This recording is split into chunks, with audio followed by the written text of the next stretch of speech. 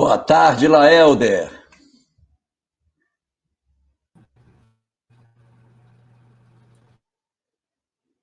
Uma boa tarde para você. Boa tarde, Jorge. Vamos nos preparar para a mensagem da tarde de hoje com esse livro aqui. Bem rapidinho. Deixa eu ver aqui, bem rapidinho aqui. Vamos ler essa mensagem preparatória. Aí é intitulada No Grande Caminho. Depois a gente vai fazer a prece e aí passamos a prova para o senhor Jorge aí. Não digas que os outros são maus, quando todos os seres são bons para serem um dia perfeitamente bons.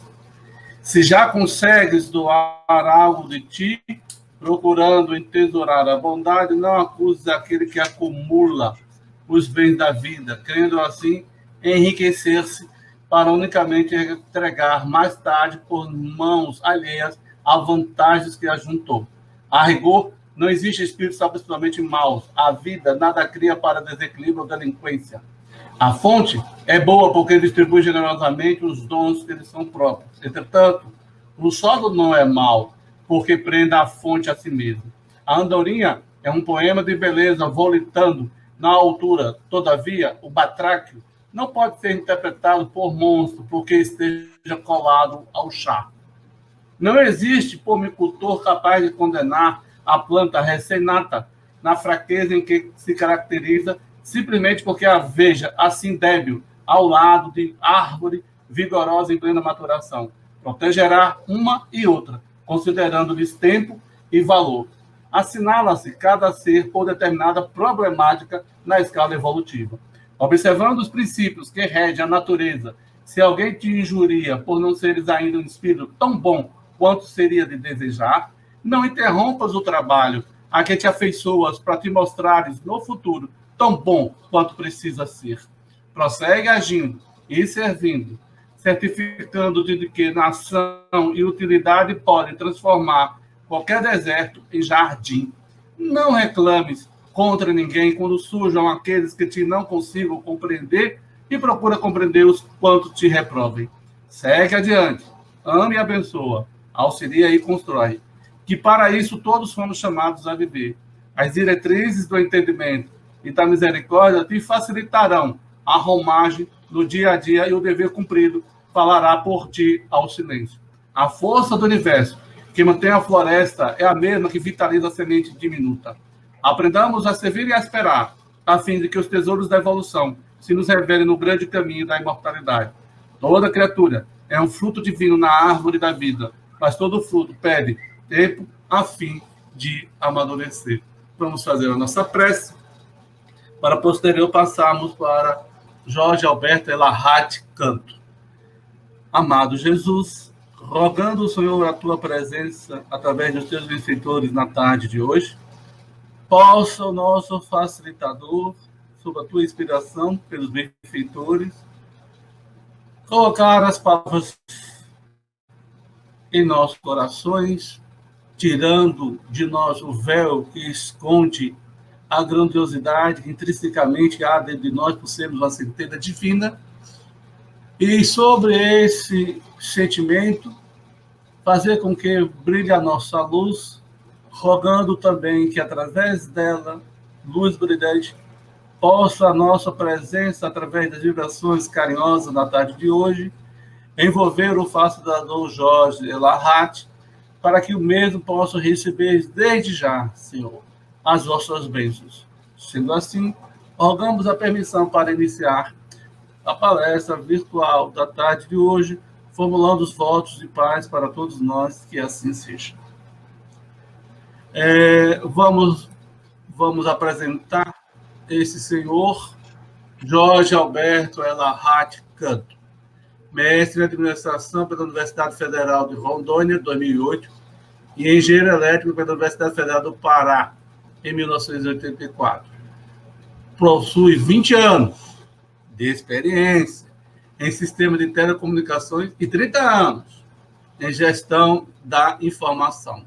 Atua principalmente em gestão estratégica, na elaboração e execução de planejamentos institucionais e de planos de ação, baseado em métodos quantitativos e análise de indicadores de desempenho segundo o modelo de gestão, critérios e excelência, Alan Escoret. A graduação, a gente já falou, é espírita desde 1980, expositor, palestrante, e vem ao longo dos anos fazer diversas lives para nossa alegria. Compreende bem o Esperanto, fala bem, lê bem e escreve bem. Compreende bem, fala bem, lê bem e escreve pouco espanhol. Compreende pouco, fala pouco, lê bem, escreve bem em inglês. Então, conosco, o nosso amigo, podemos já chamar assim, e tem um detalhe, recebeu um prêmio em 2011, voluntário, GES Pública, Ministério do Planejamento, Orçamento e Gestão. Conosco e com todos nós, o senhor Jorge Elahat. Fique à vontade para ter seu comentário sobre o seu tema, senhor Jorge. Muito obrigado, Laelder. Muito obrigado a todos que estão aí dos bastidores da nossa live. E uma boa tarde muito especial para todos os companheiros que estão ligados aí pela internet, participando da nossa atividade nesse momento. É um prazer muito grande nós estarmos hoje aqui na presença de todos, principalmente pelo fato de que vamos ter hoje a oportunidade de trabalharmos um dos temas mais interessantes que a doutrina espírita possui, que diz respeito à história da humanidade, diz respeito à forma como a doutrina espírita interpreta como que se dá o mecanismo da evolução dos mundos e das próprias sociedades. E para dar suporte a essa nossa discussão, nós iremos nos apoiar em alguns conceitos que, em princípio, não fazem parte da mensagem espírita. Eles não constituem instrumento de conhecimento do espiritismo. São elementos mitológicos que estão presentes no texto bíblico, e nós vamos, então, resgatar essas histórias que estão dentro do texto que a Bíblia apresenta, para que a gente possa fazer a interpretação que o Espiritismo nos oferece sobre esse assunto. Estamos falando, fundamentalmente, sobre a criação do homem, o surgimento da raça na Terra, e aquilo que chamamos o mundo de Adão e Eva.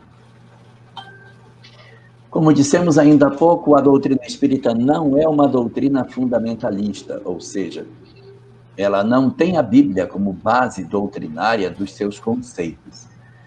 O espiritismo absorve dentro do texto bíblico, principalmente a parte moral que está ali dentro, mas ele não se atém à literalidade do texto, não se agarra com a letra que o texto possui, mas está atrás das informações espirituais que se possa buscar dentro dessa literatura, e a possibilidade que esse texto nos oferece de fazermos uma releitura sobre as nossas próprias vidas e entender de maneira mais nítida quais seriam os mecanismos da lei de Deus sobre o qual estamos submetidos, para que a gente entenda tudo o que se passa em nosso redor, até onde a doutrina espírita já conseguiu nos apresentar. E nesse aspecto específico, nós vamos conversar um pouco hoje sobre uma história muito conhecida de todos nós, que é a história de Adão e de Eva. Como todos nós sabemos, Deus teria criado, nessa imagem simbólica, o mundo em 6 dias, e no último desses 6 dias, teria criado o homem. E ele criou o homem de maneira muito singular. Os outros animais, ele apenas criou. O homem, ele fez de barro e soprou nas suas narinas. E aí, depois, ele criou Eva, e esses 2 seres estavam vivendo no chamado paraíso, que era um local maravilhoso, onde tinham tudo o que precisavam, não faltava nada para eles, um local de harmonia e de paz. Mas aí eles resolveram comer de um fruto que lhes era proibido, que ficava no centro do jardim onde eles moravam, e quando eles comeram do fruto desse jardim, o Senhor, então, entendeu que eles não eram merecedores de ficarem nesse jardim, e eles foram, no dizer do texto, expulsos desse paraíso e colocados para o lado de fora. Em resumo, a história fala mais ou menos isso. Mas como é que a doutrina espírita interpreta tudo isso? Teria sido Adão o primeiro homem sobre a face da Terra? Seria, na verdade, esse personagem, de fato, o pai de toda a humanidade? Como que o Espiritismo interpreta essas questões? Então, para que a gente possa fazer a leitura mais espiritualizada desse assunto, é muito importante que a gente consiga voltar no tempo e fazer um casamento entre isso que o texto coloca, aquilo que as obras espíritas dispõem e também o que a ciência oficial apresenta sobre essa questão. A ciência oficial nos fala que a raça humana ela teria surgido sobre a face do planeta há aproximadamente 60 mil anos, quando o chamado homem de Cro-Magnon, que foi a última subespécie que surgiu antes do surgimento do Homo sapiens sapiens, desapareceu para dar origem à espécie que nós somos. Dentro da ótica daquilo que a ciência oficial nos coloca, a espécie humana ela vem de um longo processo de transformação sucessiva até que nós alcançássemos a condição hominal, a condição que estamos hoje. Nós temos várias espécies anteriores à raça humana, destacando-se fundamentalmente o Australopithecus, que está entre 1.600.000 a 2 milhões de anos antes do nosso momento. Nós temos o Homo erectus, que é o primeiro de todos os elementos da fase Homo. A fase anterior é uma fase chamada Pithecus, que é mais parecida com um macaco do que propriamente com um ser humano, por isso que é Pithecus o nome. E depois ele vem para uma linhagem dos Homo. Aí você tem o Homo erectus, e depois você tem o homem de Java, o homem de Pequim, e no final dessa sequência você tem o homem de Cro-Magnon, que dá origem a uma nova espécie. O Homo erectus se transforma do Homo sapiens, e depois a nossa subespécie, que é o Homo sapiens sapiens.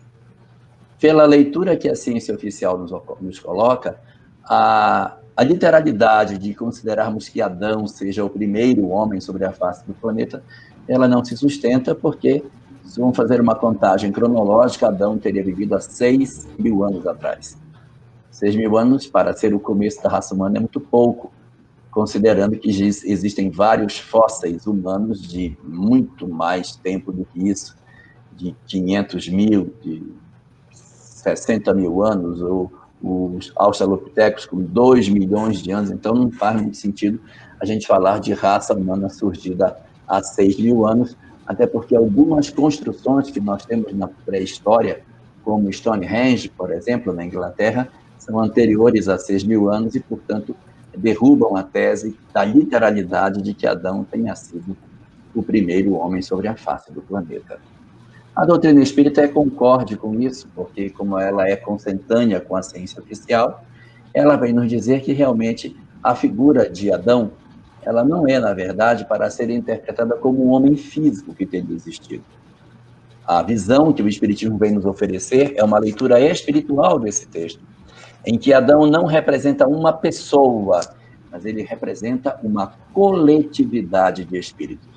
Então, funciona mais ou menos assim. A Bíblia apresenta Adão como um homem. A ciência diz que a origem é bem mais anterior do que ele. E a doutrina espírita diz que essa discussão do texto não pode ser lida na sua literalidade, mas sim interpretando os aspectos simbólicos que estão por trás dela, através dos quais, então, podemos perceber que Adão seria a representação de uma coletividade de espíritos que surgiram no planeta num dado momento. Então, é assim que, debruçando sobre esse texto, observando pela ótica que o Espiritismo nos oferece, vamos encontrar muitas preciosidades com relação ao surgimento do homem na ótica que a Gênese mosaica nos apresenta. Allan Kardec, trabalhando essa questão no livro A Gênese, fala que, sim, o processo de construção dos planetas, eles costumam ter, de tempos em tempos, fenômenos de migrações coletivas muito intensas, como se janelas de tempo se abrissem. E nessas janelas, chamadas de transição, as chamadas transições planetárias, em que os planetas eles se transformam de perfil, quando eles entram em período de transição, que não é curto, é um período que dura séculos, nessa janela de transição, espíritos que não estão acompanhando a evolução que está se processando saem e vão atrás de um mundo onde eles possam continuar a sua evolução, e, ao mesmo tempo, entram espíritos vindo de outro lugar que não conseguiram acompanhar o progresso lá. Estavam numa condição, em princípio, mais evoluída do ponto de vista social, mas como essas entidades não acompanhavam, eles então promovem um processo de migração e se encaixam em uma nova realidade, na qual eles voltam a uma sociedade mais primitiva, sem perder a evolução. Não é retrocesso espiritual, mas é apenas uma questão social, em que eles passam a encarnar em sociedades mais primitivas, sem perda de todo o potencial que eles já teriam desenvolvido. Então, esses espíritos promovem esse processo de migração. Então, nessas janelas, saem daqui os que não acompanham, entram aqui os que vêm, porque não acompanhavam o local que eles estavam. A Terra passou por esse período durante um processo de transição que aconteceu na migração da pré-história para a história. A pré-história é o período da humanidade marcado por uma sociedade bem primitiva que desconhece a escrita, que está começando a dominar a agricultura, não tem muito clara a visão de propriedade, tem dificuldades para entender em determinados comportamentos, a linguagem é muito rudimentar, então é uma característica de uma sociedade marcada por muito primitivismo em todos os aspectos do comportamento desses indivíduos. Isso se chama pré-história. Na linguagem da doutrina espírita, pré-história nós dizemos que é o período no qual os mundos são chamados de mundos primitivos, marcados pelas primeiras encarnações dos espíritos, como se fosse uma espécie de infância espiritual. Vencido esse período de infância, vencido essa fase em que os espíritos dominam a escrita, dominam a fala, dominam a agricultura, o sentimento de estado e de propriedade, eles estão aptos para passarem da condição de mundo primitivo para uma outra situação que a literatura espírita chama de mundos de provas e expiação. Quando vai se dar essa transição de provas, de mundos primitivos para provas e expiações, existem espíritos que estão na Terra nesse período lá atrás, não estão acompanhando o progresso, eles não estão conseguindo aprender a plantar, aprender a falar, não estão dominando a escrita, não conseguem compreender o sentido de propriedade, a noção de Estado, continuam sendo nômades, ou seja, a transição para uma nova etapa está se dando e esses espíritos não estão acompanhando essa transição. Quando isso acontece, quando você está fazendo a transição da pré-história para a história, muitos espíritos não estão acompanhando. Então, o que acontece?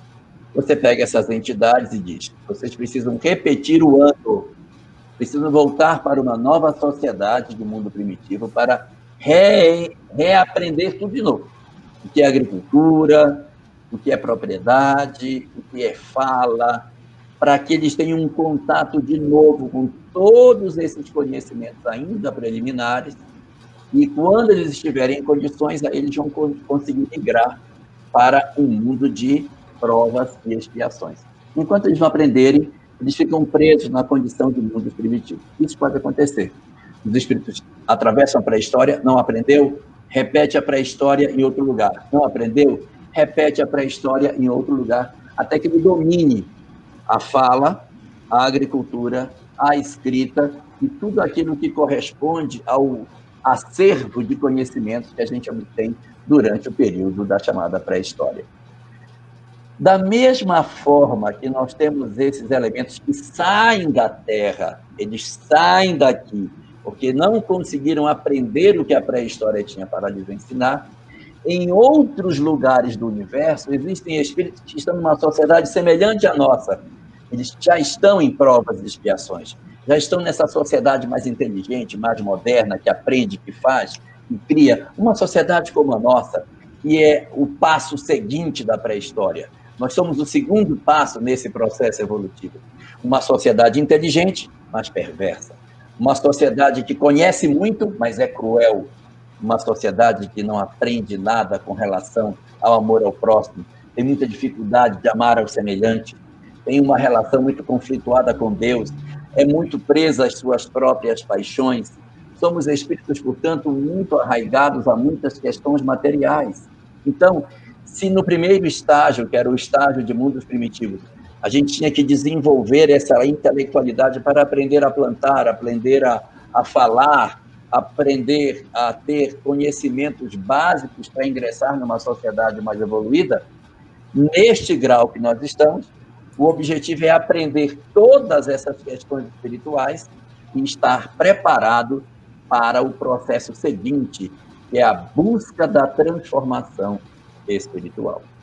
Então, nós temos que, ao final do período dessa segunda janela, e a primeira janela nem se fala de moral, no mundo primitivo nem se discute a questão moral, mas nessa segunda janela, que é essa que estamos vivendo, em que a gente vai desenvolver essa sociedade com toda essa tecnologia, nós vamos, evidentemente, ao final dela, ter que estar prontos para dizer: eu quero mudar, eu quero ser diferente.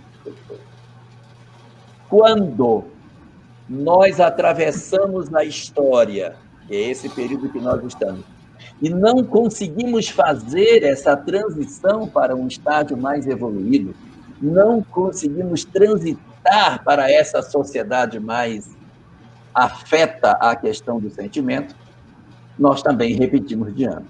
Da mesma maneira que os primitivos repetem a pré-história, nós, muitas vezes, se não soubermos aproveitar, repetimos essa experiência que estamos tendo agora, ou seja, conviver numa sociedade que tem muitos valores espirituais, muitos valores intelectuais, mas um acanhado desenvolvimento moral. Nós temos um conjunto de conhecimentos que conseguimos obter ao longo dos séculos, com as várias conquistas tecnológicas que fizemos, mas apresentamos uma dificuldade muito grande de amar o semelhante, de poder fazer o bem aos outros, de sermos pessoas mais flexíveis. Por não sermos assim, chega no final desse período, nós estamos com toda a grandeza intelectual, mas muito frágeis moralmente, e isso não nos dá a condição de passar para o terceiro estágio.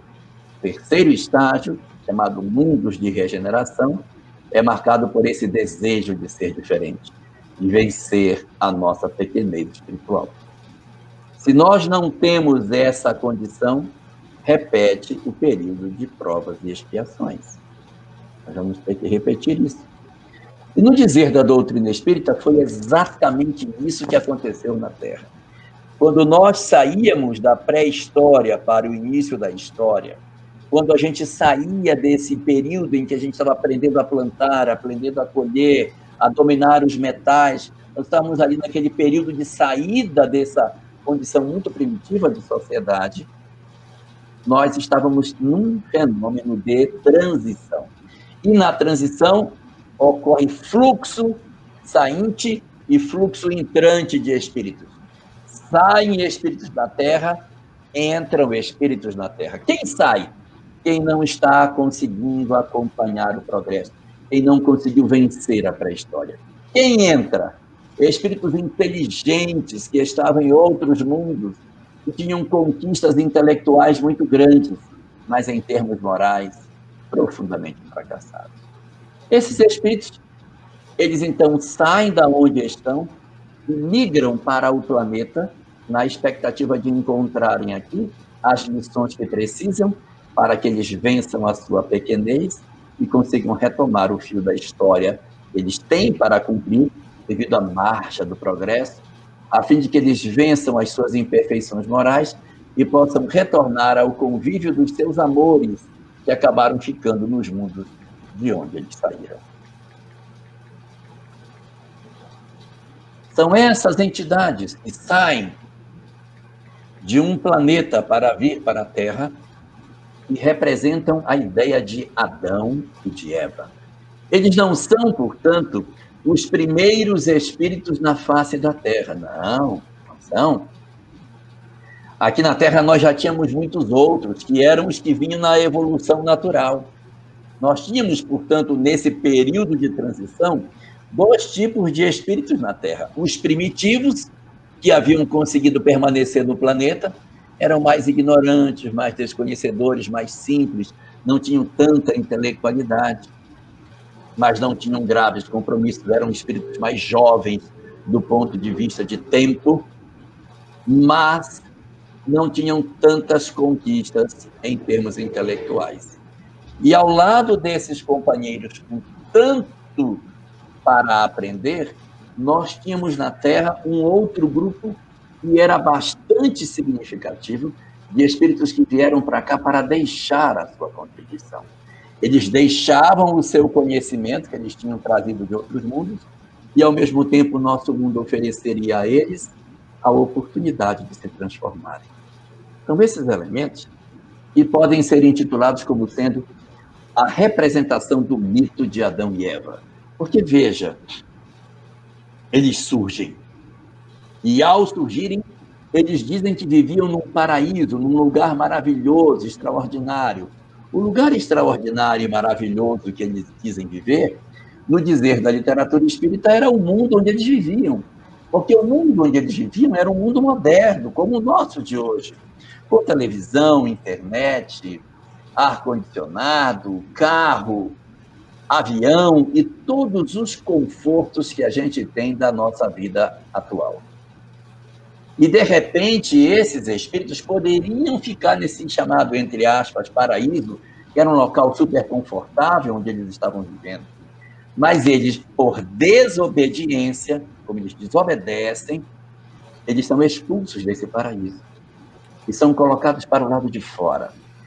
A ideia mítica desse paraíso perdido seria a perda da concessão da permanência dessas entidades nos mundos onde eles viviam. Então, é como se fosse assim. Nós temos um primeiro estágio. O primeiro estágio, chamado mundos primitivos, o que é que eu tenho que aprender? O básico: falar, plantar, escrever, me comunicar com as pessoas e aprender a caçar. Eu só quero isso. Ninguém está falando nada de moral. Eu tenho que vencer nessa primeira etapa essa janela. Na segunda, eu tenho que desenvolver a minha intelectualidade. Eu tenho que aprender matemática, física, química, biologia, história, geografia. Eu tenho que dominar as ciências da Terra. Eu tenho que compreender o mundo que me cerca. Eu tenho que dominar as ciências. Eu tenho que compreender a filosofia. Eu tenho que desenvolver mecanismos de sociedade complexos como a gente tem. A gente tem que fazer isso. E, ao mesmo tempo, tem que se preparar para um processo de mudança interior. É isso que se espera no segundo estágio, que é esse que estamos vivendo. Só que quando você desenvolve só essa intelectualidade, você aprende a trabalhar, a fazer mil coisas, domina as ciências, mas apesar de dominar as ciências, infelizmente, o lado moral fica profundamente prejudicado.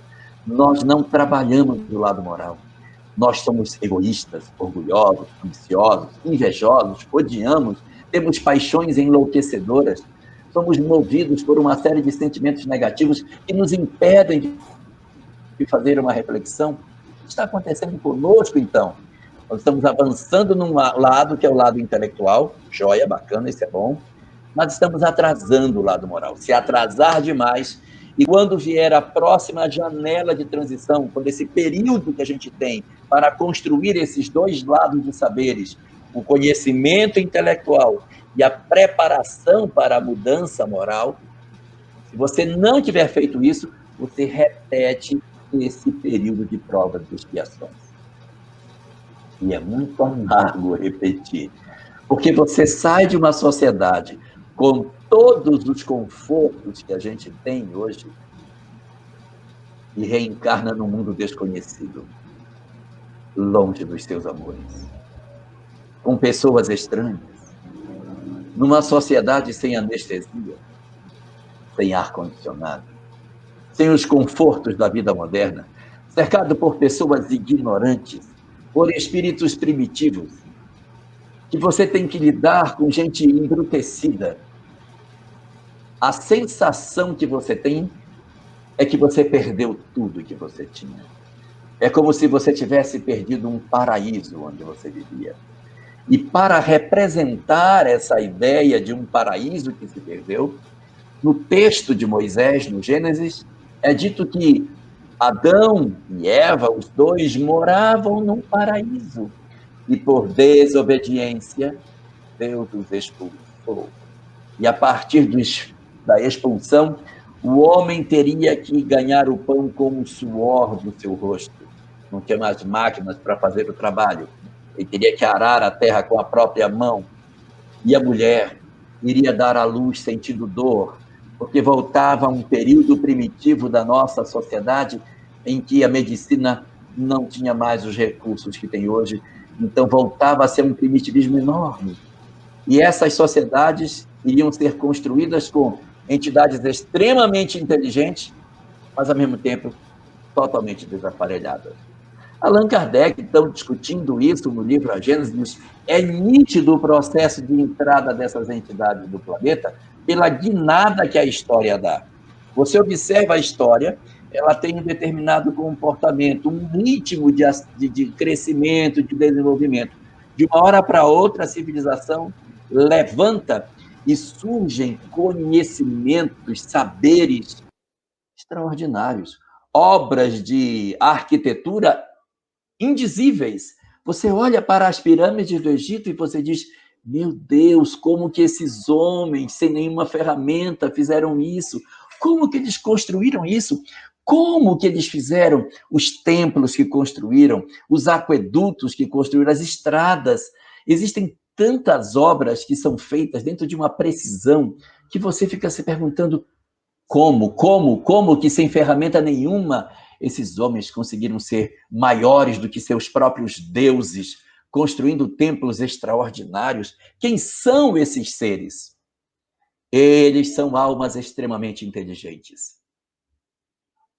Espíritos de um conhecimento intelectual enorme, mas que trazem um punhal atravessado no peito. O punhal que trazem é não ter aprendido a lei do amor. Não ter aprendido a necessidade do bem para a nossa felicidade. E exatamente por isso se tornaram entidades perversas. Ao encarnarem no nosso mundo, eles construíram civilizações notáveis. Os egípcios, os hindus, os hebreus, os gregos, os romanos, o que não quer dizer que eles também não estiveram presentes entre as outras civilizações do mundo antigo, entre os cretenses, entre os medos, os persas, os babilônios, caldeus, sumérios, acadianos, fenícios, tantos outros povos antigos.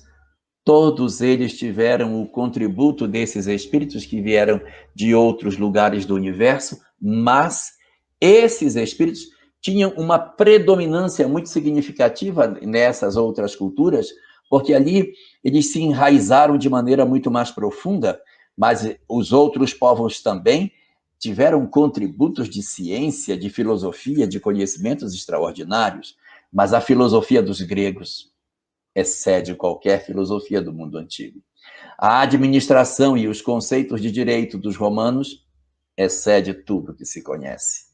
A compreensão dos egípcios sobre a imortalidade da alma, sobre a vida após a morte e suas técnicas para a construção de pirâmides, de embalsamamento e várias outras características de ciência que eles possuíam, tornam esse povo profundamente diferenciado. A nitidez dos conceitos sobre autoconhecimento e busca interior que os hindus possuíam também é incomparável com qualquer outro povo.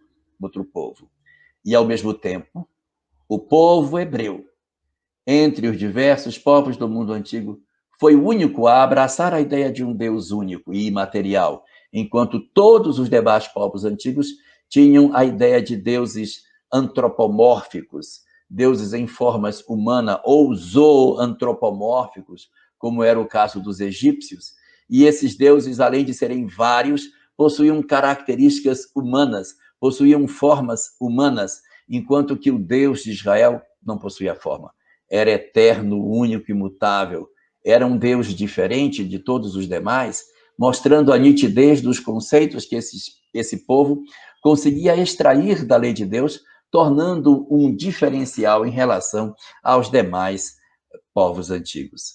Então, dentro da literatura que Allan Kardec nos deixa, ele chama esses povos que constituíram, esses espíritos que constituíram esses povos mais significativos, ele diz que esses espíritos eles formavam uma espécie de uma classe espiritual, uma camada de espírito, uma coletividade de espíritos que ele chama de espíritos adâmicos.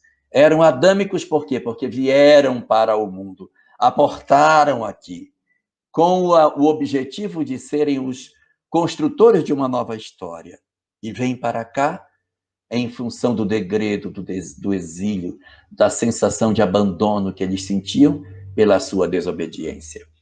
Qual foi a desobediência desses dois? A desobediência deles foi haver comido uma árvore, do fruto de uma árvore que havia no centro desse jardim. No centro do jardim onde eles moravam, que era também chamado de Éden, esse jardim possuía duas plantas no centro dele. E quando Deus apresentou o jardim, disse: vejam que isso tudo é uma linguagem simbólica. Você não pode imaginar que Deus vai conversar e andar pelo jardim apontando as coisas. Então Deus daí, vocês podem comer de tudo, só não pode comer dessa árvore aqui, que é a árvore do bem e do mal, e a segunda árvore que não pode comer é a outra que está do lado dela, que é a árvore da vida, não pode comer. As outras podem se alimentar. Mas foi exatamente isso que aconteceu. Ele deu a orientação para que não comessem da árvore do bem e do mal. Só que a serpente, que representa o nosso aspecto réptil, a nossa impulsividade, os nossos aspectos mais próximos do chamado cérebro reptiliano, o cérebro límbico que fica aqui atrás, do nosso automatismo, dos nossos instintos, e que não tem o freio do córtex, que é do cérebro mesmo, do raciocínio, da razão, quando a gente deixa se dominar pelas paixões, que seria a serpente, que é um réptil, quando o nosso cérebro reptiliano domina as nossas ações, nós, então, lançamos mão e comemos da árvore do bem e do mal. Tomamos posse do conhecimento sem saber o que fazer com ele. A partir do momento que Adão e Eva comem do fruto do bem e do mal, que não é uma maçã, em hebraico é peri é fruto, e pode ser qualquer fruto, quando eles comem desse fruto, eles se percebem nus. Essa nudez não é a nudez física, é a nudez espiritual. E quando eles se percebem nus espiritualmente, eles começam a sentir vergonha, porque eles percebem a extensão de suas culpas, de seus delitos, de seus erros. Eles comem do fruto, e Deus, então, percebe que eles tinham comido. Então, fala o texto, claro que isso é uma linguagem figurada, que Deus passeava no jardim, no frescor da tarde. E quando ele passeava no jardim, ele não achou Adão e não achou Eva. E aí ele perguntou: Adão, onde tu estás? É uma pergunta que diz, mas Deus não sabe tudo, por que ele ia perguntar para Adão onde ele estava? Ora, se eles moravam no jardim, estavam no jardim, só podiam estar no jardim. Então, evidentemente, não tinha por que perguntar onde você está. Só que esta pergunta, onde você está, não é uma pergunta de lugar, é uma pergunta psicológica. Esse onde significa próximo do que espiritualmente você se encontra. Para onde foi tua alma? Ao que foi que você se conectou? Onde tu estás, Adão? Ou seja, o que fizeste tu com a tua própria história? Que rumo você tomou? Isso tem muita semelhança com a parábola do filho pródigo. Se a gente lembrar da parábola do filho pródigo, lá existe uma história que fala que um pai tinha 2 filhos e um filho mais novo disse ao pai: pai, dá-me a parte da herança que me cabe. E o pai, dividido entre os dois, deu ao filho que lhe pertencia, e ele, tomando do dinheiro, foi para longe do pai. Se nós trabalharmos a ideia de que o pai é Deus, o filho mais jovem é o espírito ainda inexperiente, o filho mais velho é o espírito que já viveu mais, mas nem por isso é mais evoluído, nós vamos concluir que se o filho decidiu pegar os bens e ir para longe do pai, ele quis ir para longe de Deus, viver à distância de sua lei. longe de seus princípios, de suas regras, de seus mandamentos. Então, quando Deus pergunta a Adão, Adão, onde tu estás? O que ele pergunta é, espiritualmente, onde tu estás? E Adão, então, ao perceber que Deus perguntava por ele, se cobre sua nudez com vergonha de Deus. Essa vergonha é porque ao comer o fruto, ele teve acesso ao despertamento da lei de Deus que já está dentro de nós. Sua consciência despertou sem que ele tenha feito real aproveitamento do conhecimento que tinha. Como nós fazemos, que dominamos um conhecimento do ponto de vista intelectual e usamos esse saber de maneira muito infeliz. Todas as vezes que lançamos mão de um conhecimento intelectual sem o devido forro moral, nós estamos nos afastando de Deus. Estamos nos tornando merecedores de ouvir dele a pergunta: Adão, onde tu estás? E ele esconde a sua nudez com vergonha de Deus, como nós muitas vezes fazemos, porque nos envergonhamos das coisas. E o curioso desse processo, daquilo que aconteceu com Adão, é que Deus pergunta: onde tu estás? Tu comeste da árvore que estava no meio do jardim, que eu te disse que era para não comer? Ele disse, foi a mulher que tu me deste como companheira que me deu do fruto. Ele não assume as responsabilidades do seu erro. É parecido com a gente que faz as coisas erradas e transfere a culpa para o outro. Todas as vezes que nós transferimos para os outros a responsabilidade do que fazemos, nós estamos, na verdade, demonstrando a nossa imaturidade, a nossa incapacidade de podermos ser efetivamente espíritos aptos para o terceiro estágio. O primeiro é o primitivo, o segundo é o provas e expiações, que é esse nosso, e o terceiro é o da regeneração, que é o da busca da espiritualidade, e que o ingresso nesse mundo está na condição de assumirmos a responsabilidade sobre os nossos próprios atos. Adão não age assim. Adão diz, foi ela a culpada. A gente faz isso. Eu sou assim por causa da minha mãe, por causa do meu pai, por causa do meu irmão, por causa da minha mulher, por causa do meu filho. Nós temos que dizer, eu sou o artífice da minha história, sou eu. Eu sou o Senhor da minha vida. Enquanto nós não fizermos esse movimento de dizer, eu sou o responsável, fui eu que fiz. Enquanto a gente se esconde, como Adão se esconde com medo de Deus, e quando Deus pergunta, ele põe a culpa no outro, isso mostra que somos crianças espirituais.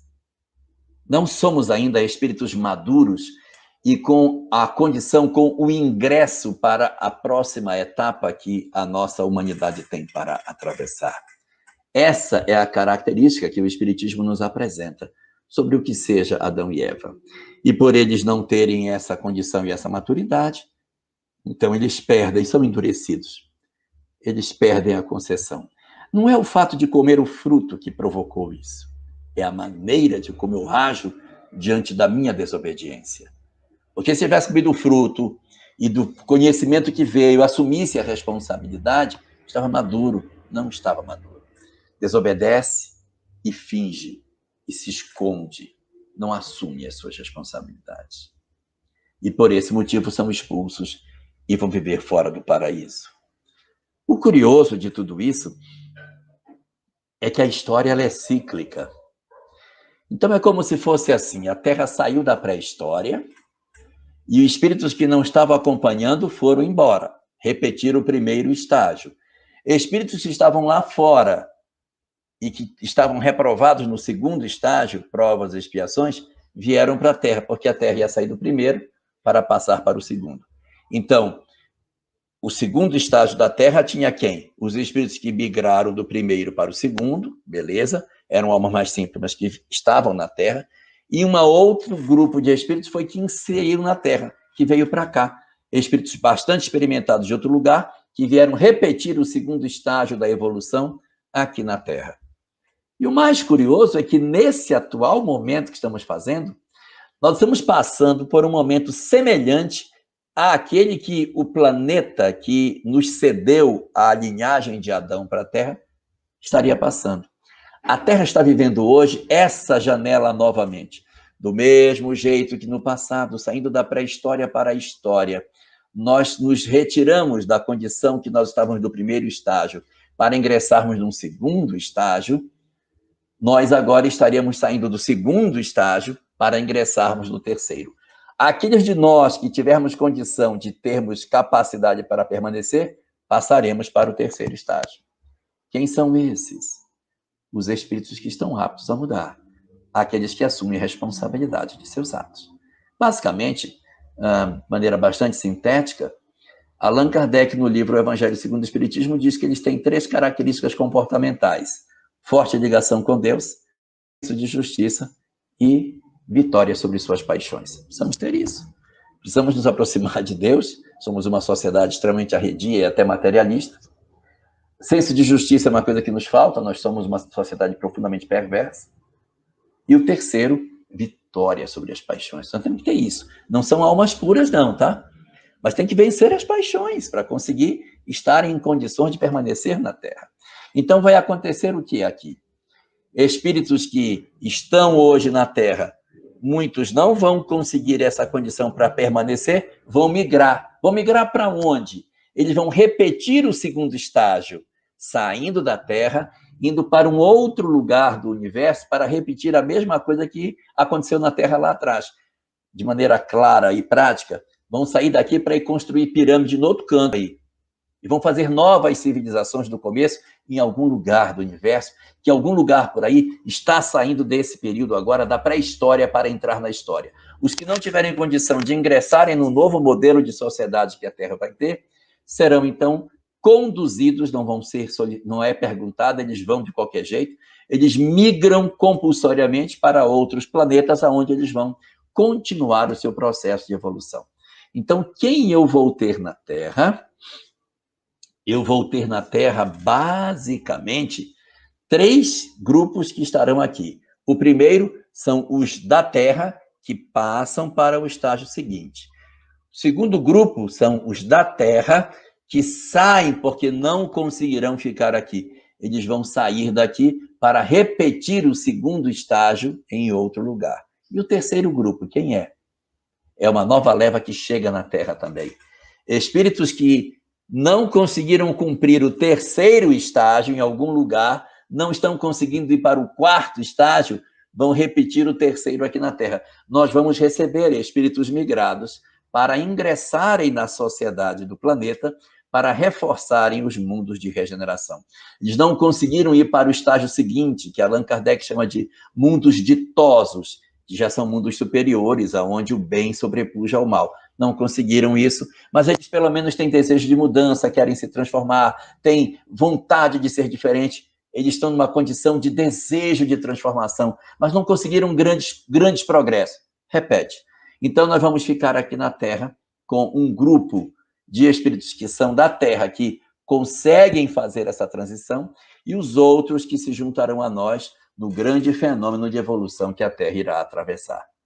E aqueles que vão sair do planeta têm qual característica, para a gente saber se a gente vai ficar ou não? Segundo Allan Kardec, os que vão migrar daqui para ser Adão e Eva em algum outro lugar, esses serão os espíritos endurecidos. O que seriam espíritos endurecidos? São aqueles que dizem, fiz, gostei do que fiz, faço de novo porque eu acho é bom. Quando a gente tem uma característica endurecida, e essa característica endurecida em Adão era o quê? Não assumir a culpa, não assumir as responsabilidades. Ser desobediente e não assumir o que faz, também faz parte do endurecimento. Aqueles de nós que formos assim, duros, frios, perversos, indiferentes, cruéis, esses estão marcados para um processo de transição. Não parece razoável que os espíritas sejam, na verdade, o primeiro grupo a passar por essa experiência. Nós, em princípio, temos características que são muito mais típicas de um mundo de regeneração. Desejo de mudar, vontade de colaborar, não somos perfeitos. Isso nos coloca em vantagem em relação a outros espíritos. Portanto, não é esperável que a primeira leva daqueles que poderão sair do planeta seja de espíritas. Nós deveremos ficar. A Terra precisa de gente mais sensível para o seu progresso. Sairão da Terra os mais cruéis, aqueles espíritos que vocês, nossa, esse é muito difícil, esse é que sai. E pode ser que saia algum espírito? Pode ser. Espíritas que sejam, apesar de espíritas cruéis, que se vingam, que têm ódio, pode ser, que sejam convidados, ou melhor, que sejam conduzidos para outros mundos. Mas serão exceções. O mais esperado é que os espíritas fiquem por aqui para colaborar na construção do novo mundo. Jesus precisa de muitos braços para a concepção dos seus planos para a Terra. Portanto, nós todos estamos convocados para o grande trabalho de darmos tudo de nós para construirmos o reino de Deus, não do lado de fora, mas dentro dos nossos corações. Se nós construirmos o reino de Deus dentro de nós, aqui ou além, na Terra ou em outro lugar, pouco me importa se a transição vai demorar pouco ou muito, mas se eu for um espírito típico de regeneração, eu não tenho nada ao que temer. Eu já tenho o perfil da nova etapa. Então, o que nos compete fazer? Transformação moral, o grande objetivo do Espiritismo, para que nós não sejamos contados entre aqueles que amanhã servirão de Adão ou de Eva para construírem civilizações primitivas em outros lugares, comunidades repletas de tantas dores e de tantas tristezas que seriam desnecessárias se nós fizéssemos o esforço de ouvir, desde agora, a lição que sempre tem sido repetida pelas religiões desde o começo. Ama ao teu próximo como a ti mesmo. Que a gente pense nisso e aproveite as oportunidades que o Espiritismo nos dá.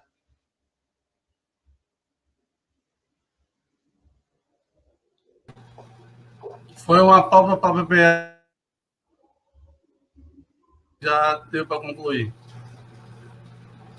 Oi? Tá me ouvindo? Agora estou. Foi uma pausa só para pegar água ou fechou a sua exposição? Já fechei. Mas ficou com gostinho de eu quero mais. Mas já tem umas perguntas aqui, aproveitando o pessoal que começou. Com a primeira pergunta de Cidinha Mota.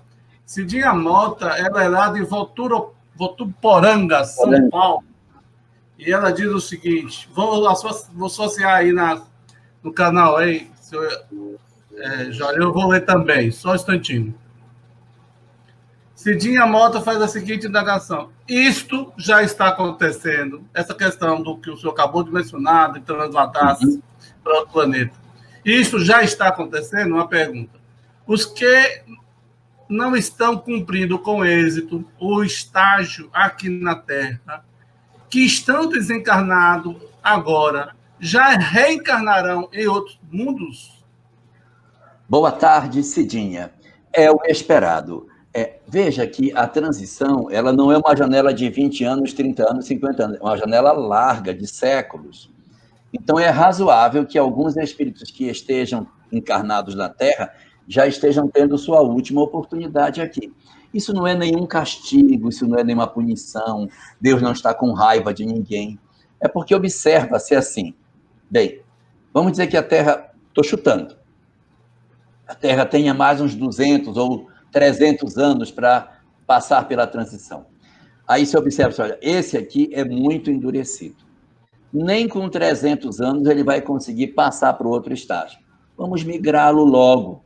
Então, você pode pegar uma entidade que você percebe que ela é muito endurecida e dizer, deixa ele na última existência e já manda essa pessoa para começar as suas experiências em outro lugar, não mais na Terra. E eu posso ter um outro que é endurecidinho, que é difícil, que é complicado, mas os espíritos dizem, olha, se ele tiver mais uma existência, ele, de repente, ele se transforma. Se tiver pessoas mais próximas dele, esse tem chance ainda de se transformar. Eu acho que ainda dá para fazer mais uma experiência.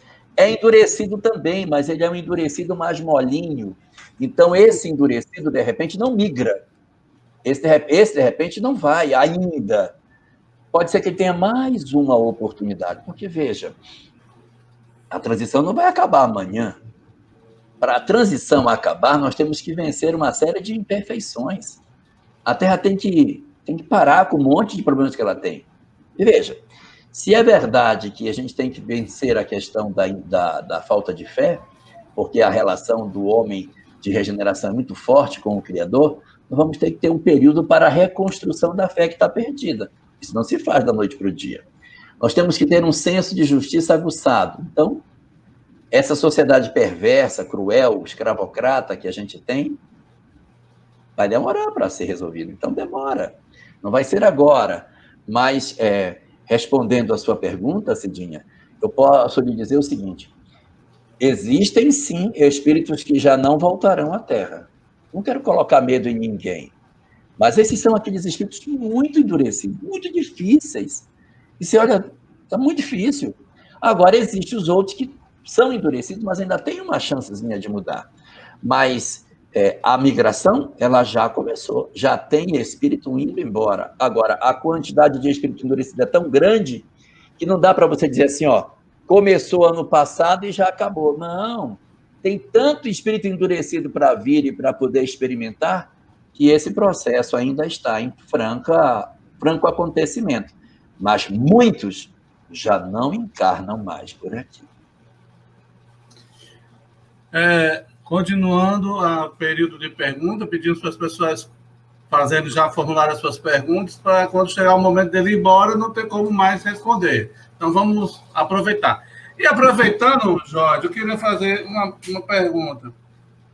Você mencionou que Adão e Eva seriam um grupo, né, de espíritos, né?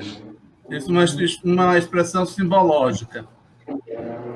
Então, qual seria a expressão simbológica, a figura da serpente nessa estrutura? Bom, o que nós temos?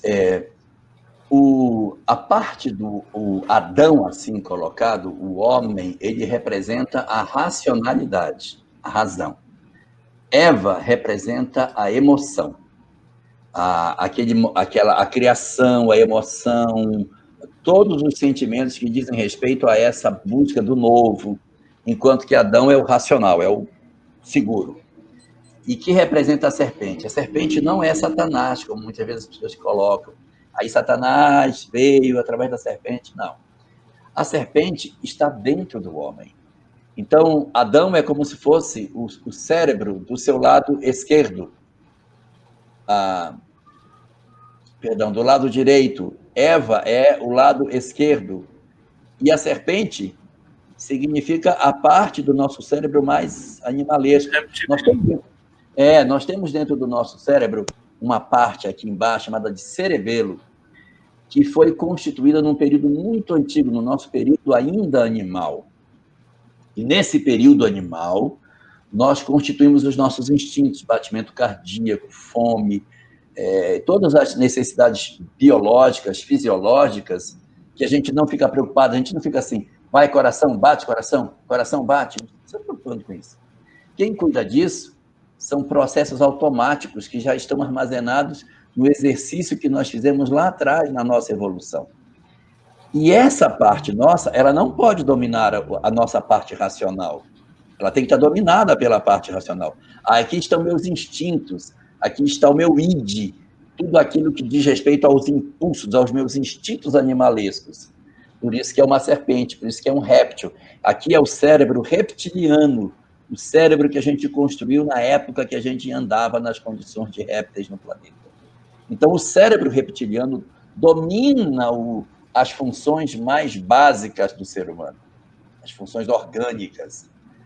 A serpente representa isso. Quando o nosso cérebro reptiliano assume o controle das nossas ações, estão perdidos. Então, a serpente, ela assume quando o nosso instinto cega a nossa razão, cega a nossa emoção e se manifesta nas nossas ações. E observe que ele não convence a razão, ele entra pelo lado da emoção.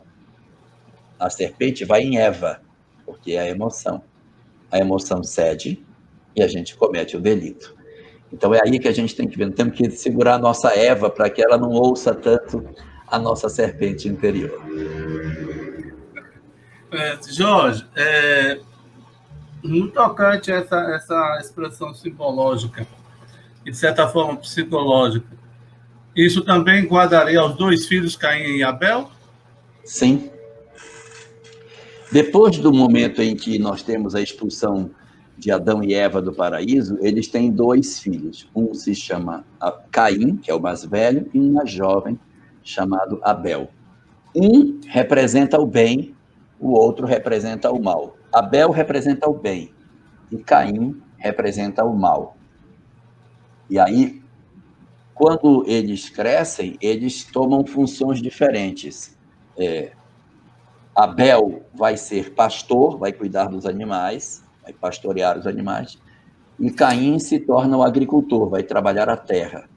E Adão, que é o pai deles, diz: vocês têm que fazer ofertas para Deus nesse altar que eu criei. E nesse altar que Adão faz, os filhos fazem ofertas.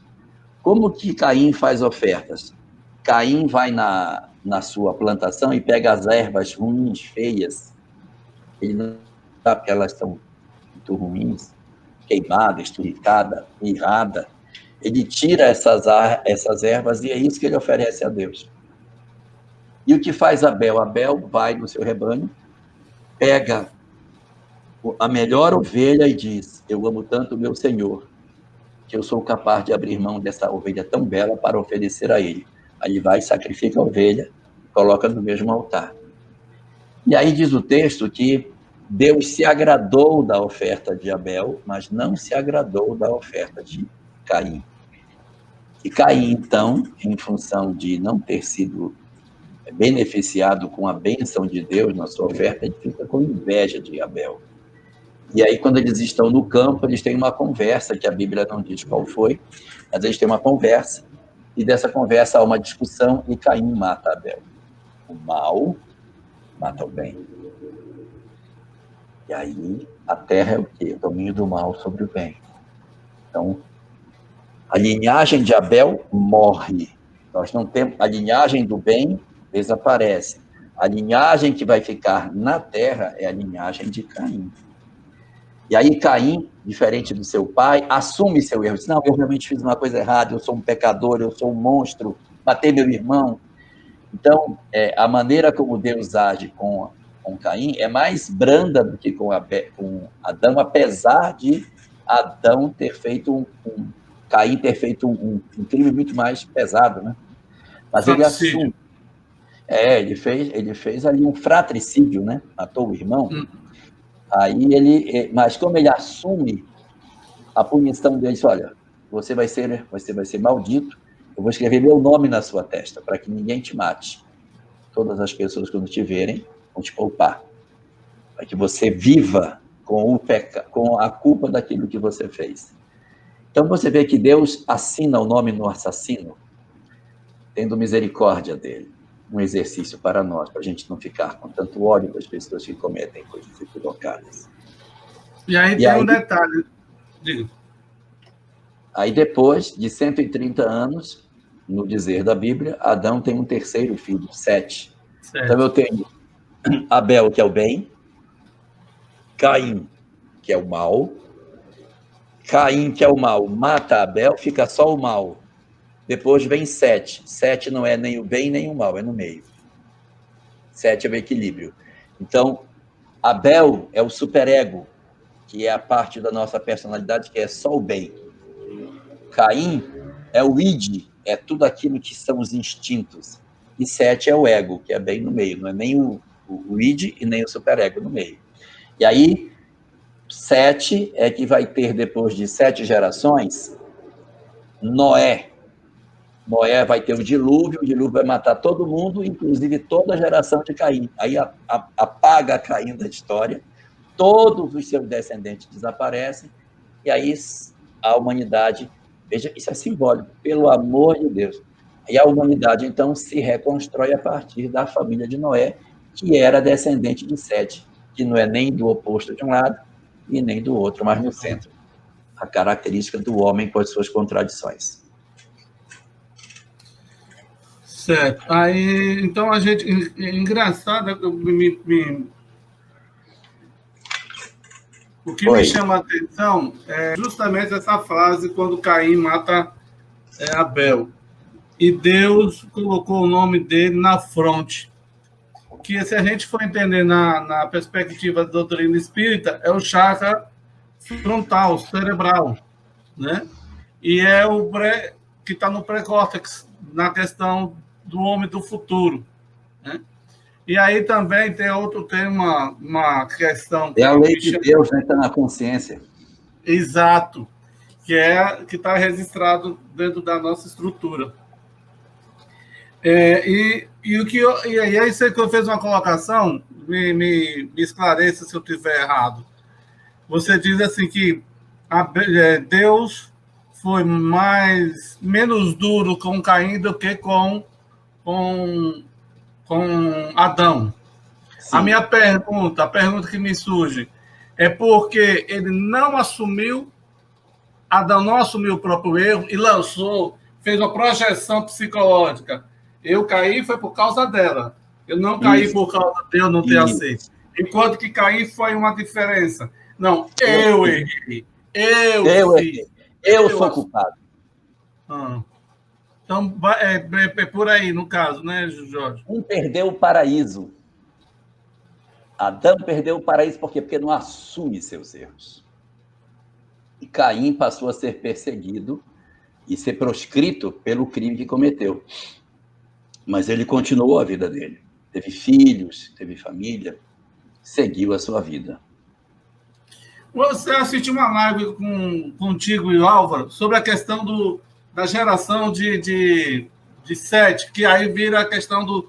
Podia esclarecer a questão do 7, 70 vezes 7 vezes, do perdoar? Que você fez uma colocação que eu achei fantástico, por isso que Jesus disse assim, em verdade vos digo que não perdoarei tanto, mas 70 vezes 7 vezes? Podia esclarecer para o nosso público essa colocação aí, por favor, Jorge? Existem muitas amarrações entre o Antigo e o Novo Testamento. Então, existe um momento no qual Caim, depois que ele mata o irmão dele, ele está conversando com Deus. E ele diz assim, eu cometi um erro, eu vou ser perseguido, as pessoas vão me destruir, não vão. Colocarei meu nome na tua testa para que todos que te vejam te reconheçam. E ninguém faça nenhum mal contra ti. Mas quem, por algum motivo, te fizer mal, será vingado 7 vezes por aquilo que fizer. Então, se alguém fizesse algum mal a Caim, a geração, ele seria punido 7 vezes por aquilo que ele fizesse a Caim. Beleza, guardemos essa informação. Aí Caim tem um filho que tem um filho, aí vai tendo a descendência dele, até que chega num dos personagens descendentes de Caim, que, se não me engano, o nome dele é Lemer, mas eu não tenho certeza, mas acho que é Lemer. Foi o que você produziu na live. Acho que é Lemer. É porque fica em português, eu não sei como é que fica. Em hebraico é Lemer. E aí, esse personagem, ele diz assim, eu sou descendente de Caim, eu venho da linhagem dele.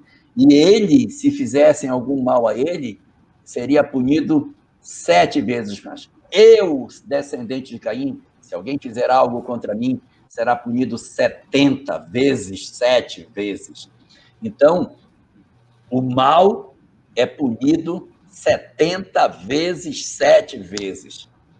E quando Pedro pergunta a Jesus, quantas vezes eu devo perdoar meu irmão? Até 7, amarrado com Caim? Aí diz, não, 7, mas 70 vezes 7. Vai buscar o descendente, amarra a história do Velho com o Novo Testamento, buscando a justificativa dos 70 vezes 7, que estaria lá no livro do Gênesis.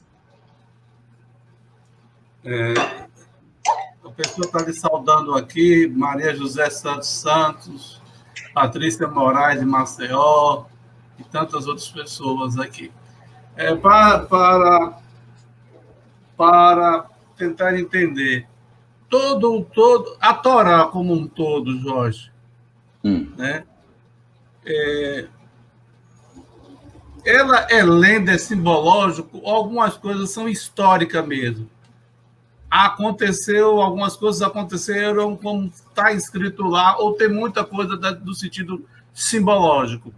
já que, como você mencionou, que Adão e Eva, Caim e Abel, e Noé e Sete são estruturas psicológicas simbológicas? O livro é constituído, a Torá é constituída de 5 livros. Gênese, começar pelo outro lado.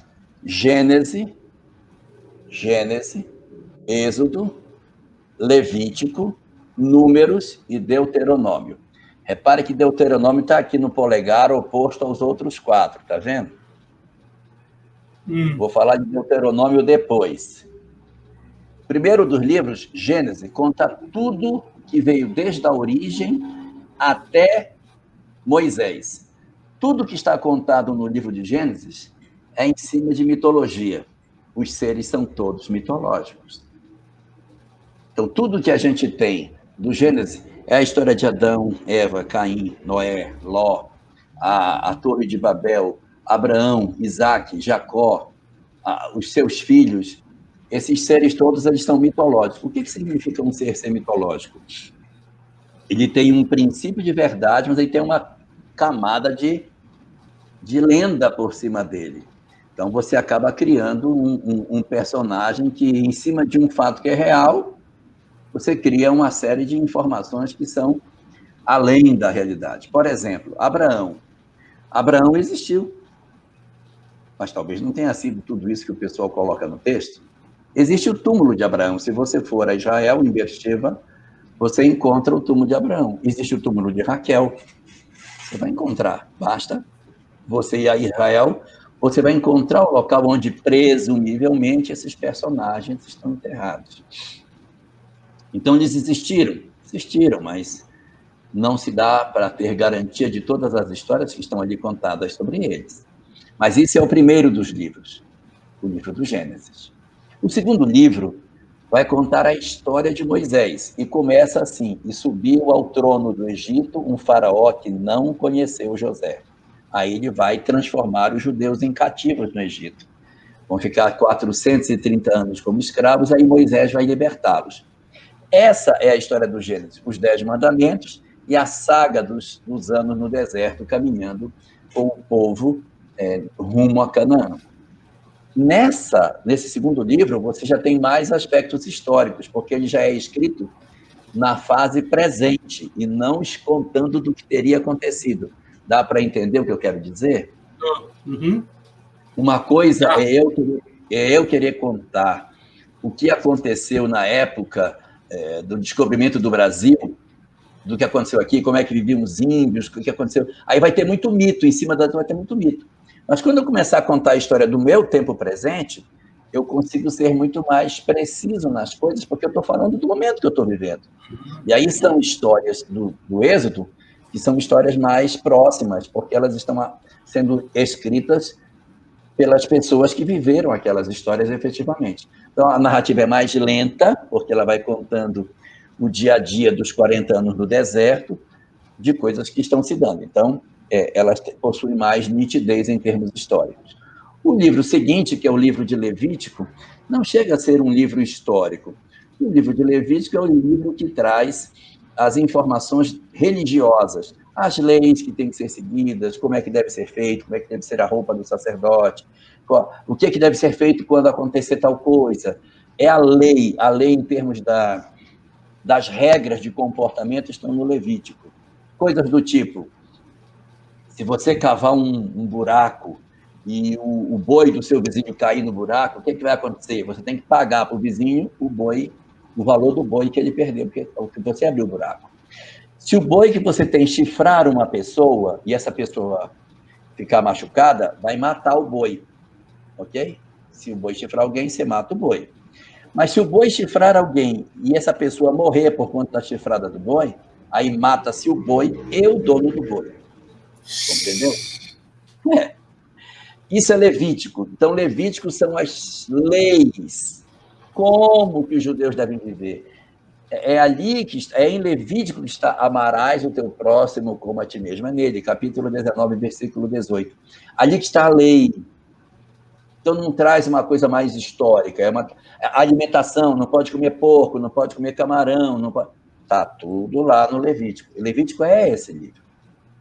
Aí você tem Números, que é o livro seguinte.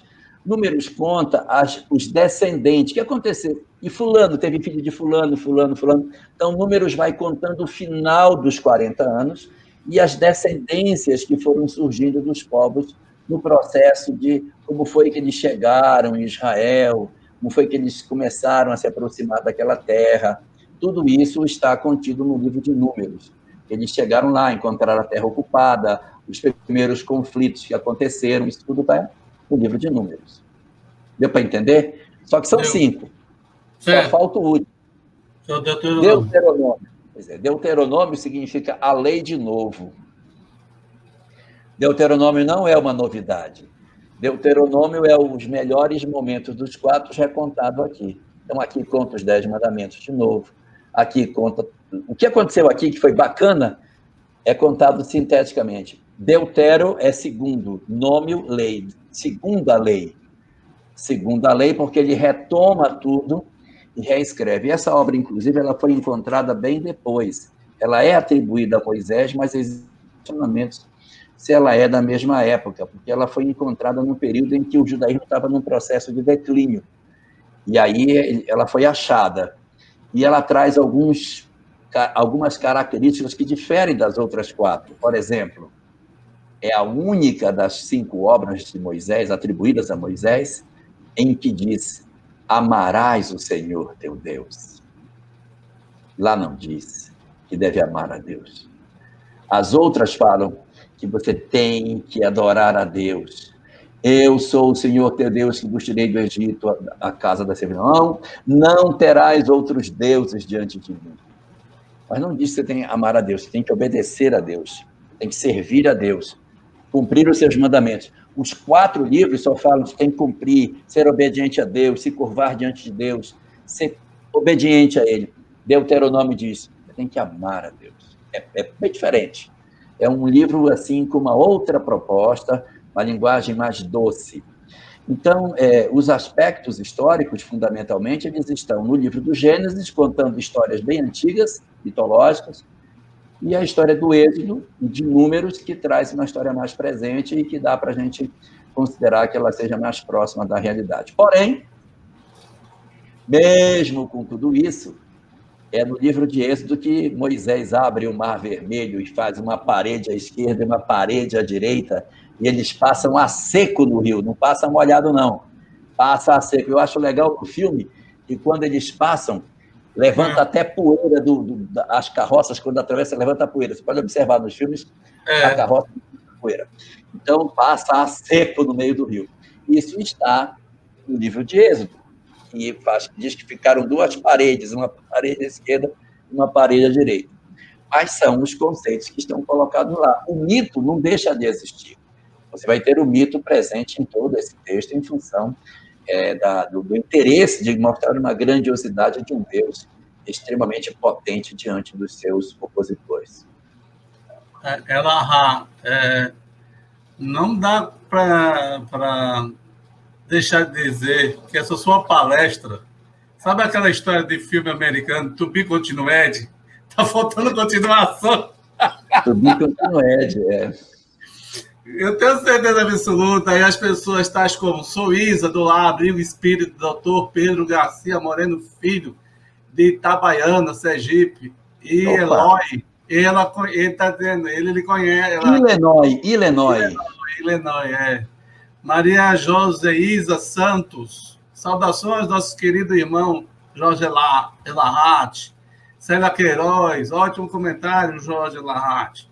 Célia Queiroz, de Goiânia, também faz uma saudação. Valdirez Vieira Lima, também está dando uma boa tarde.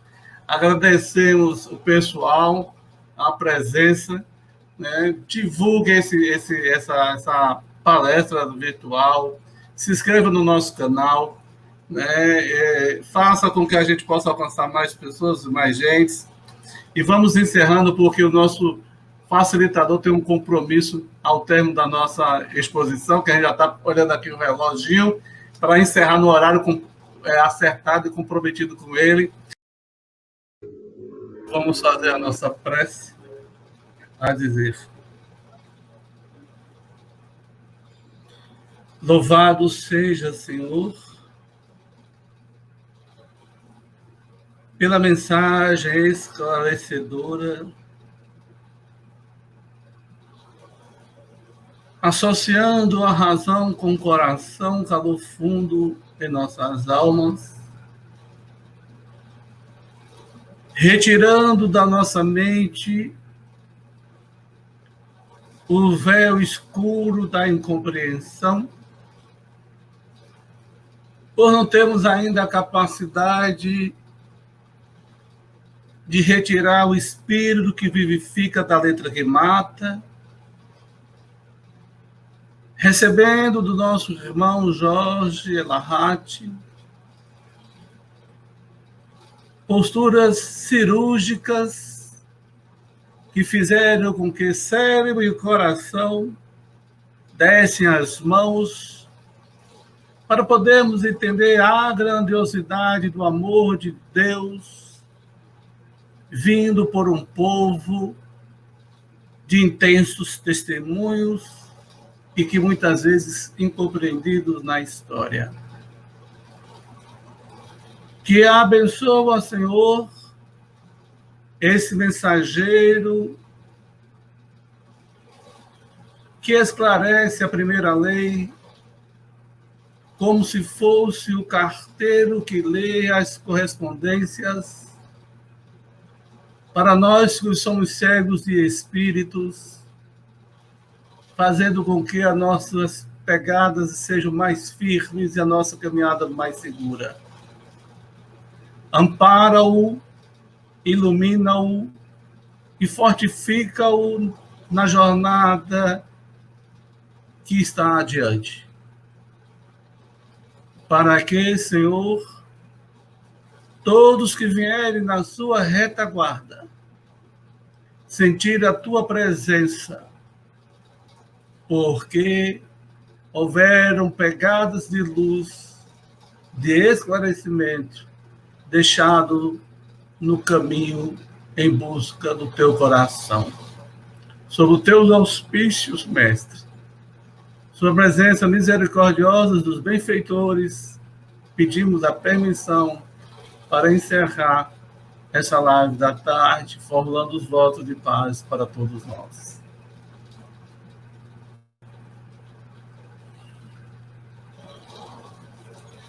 Obrigado, muita paz para todos.